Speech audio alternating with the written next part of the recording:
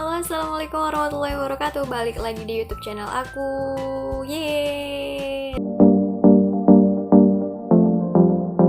Sebelumnya aku minta maaf, aku udah lama banget nggak nge-up video. Itu karena tugas-tugas aku yang ya lagi banyak juga kayak gitu kan. Walaupun ini udah akhir semester, jadi tugas aku tuh malah tambah banyak. Alhasil aku mesti ngerjain tugas-tugas itu dulu, baru aku bakal fokus lagi ke konten YouTube aku.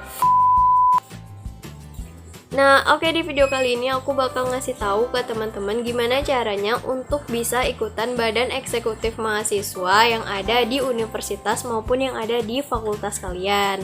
Nah, sebelumnya aku mau kasih tahu dulu, sebenarnya badan eksekutif itu ada dua. Jadi yang udah aku sebutin tadi, ada yang tingkat fakultas, ada juga yang tingkat universitas. Tentunya kalau misalkan kita ikut yang tingkat universitas itu bakal lebih luas lagi cakupannya dibanding ketika kita ikut di tingkat fakultas. Tapi itu sebenarnya sama aja, tergantung kamu mau pilih yang mana. Oke, langsung aja. Hal pertama yang mesti kamu lakuin itu adalah kamu mesti follow akun IG dari masing-masing badan eksekutif yang ada di universitas maupun yang ada di fakultas kamu. Jadi kenapa mesti follow akun-akunnya dulu? Karena ketika kamu nanti mau cari informasi, maka informasi tercepat yang akan kamu dapatkan itu adalah dari Instagram. Kenapa dari Instagram? Karena setahu aku sejauh ini dan selama ini eksekutif-eksekutif yang ada di universitas itu emang lebih banyak berkecimpung di Instagram ketimbang Facebook dan yang lainnya.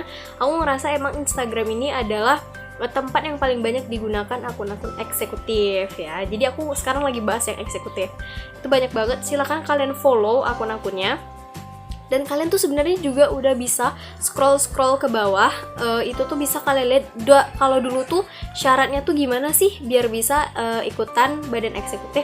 Nah, kalau misalkan aku dulu, kalau buat ikut badan eksekutif itu kita perlu kayak KRS, terus perlu KTM, LHS kita juga, terus nanti ada formulirnya yang perlu kita isi sama pas foto. Biasanya itu yang kita perlukan. Tapi mungkin ini kebijakannya bakal berbeda di setiap eksekutif baik itu tingkat fakultas maupun tingkat universitas. Nah, itu dia.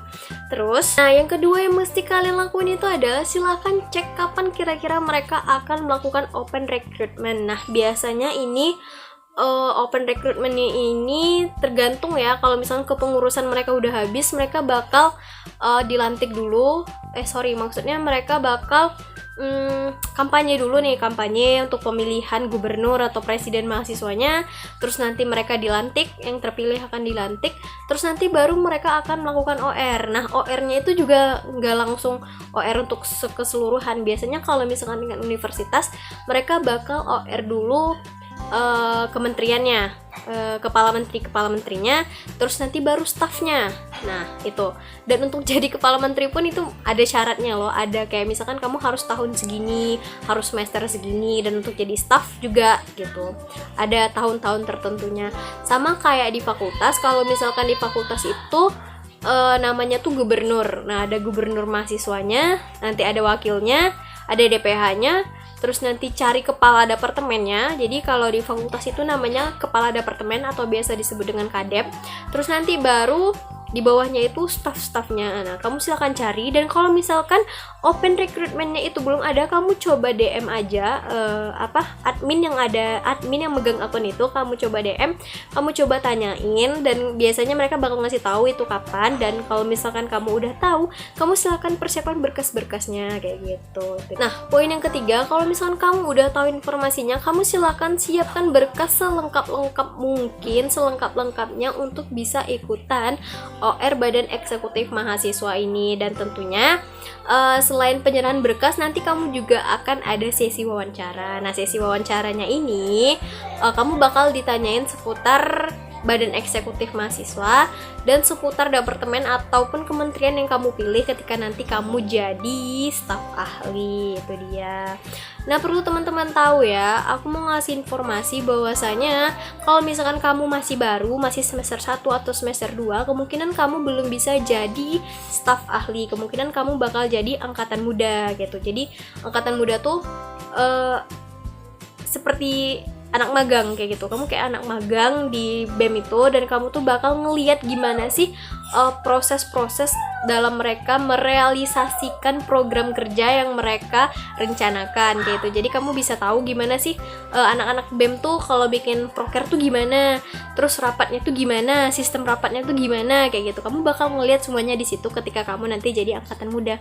Nah, perlu kamu tahu ya, poin plus ketika kamu jadi angkatan muda itu adalah kamu bisa ikutan daftar jadi staf ahli dan kemungkinan kamu bakal lolos tahun berikutnya karena kamu udah pernah jadi angkatan muda dan kamu punya pengalaman lebih dibanding teman-teman kamu yang gak ikut jadi angkatan muda. Serius, dimana pengalaman lebihnya? Pertama, kamu udah pasti pernah bakal dan yakin aku bakal diajakin buat ngelola event. Paling nggak kamu jadi panitia, pasti kayak gitu. Berarti kamu udah punya pengalaman gimana rasanya jadi panitia. Nah, nanti ketika kamu jadi staff, kamu bakal merealisasikannya aja lagi. Oh, ternyata gini, kalau misalnya kita bikin acara, ketua acaranya siapa, sekretarisnya siapa, gini-gini gono-gononya kamu udah tahu, dan itu tuh mempermudah kamu nanti ketika kamu udah jadi staff atau bahkan kamu pengen jadi kepala departemen nih. Kamu udah lihat nih kadep kamu yang dulu tuh gini caranya dan kamu maunya gini kayak gitu. Itu bisa. Jadi pengalaman-pengalaman yang kamu dapat ketika kamu jadi angkatan muda itu bisa kamu realisasikan nanti dan seterusnya ketika kamu nanti mau melanjutkan untuk menjadi staff ataupun menjadi kepala departemen. Yeay. Nah, itu dia video dari aku gimana caranya bisa ikutan badan eksekutif mahasiswa baik itu tingkat fakultas maupun tingkat universitas. Semoga video ini bermanfaat buat kalian dan jangan lupa like, komen, dan subscribe video ini dan jangan lupa nyalain loncengnya supaya kalian gak ketinggalan informasi menarik dari aku. Terima kasih.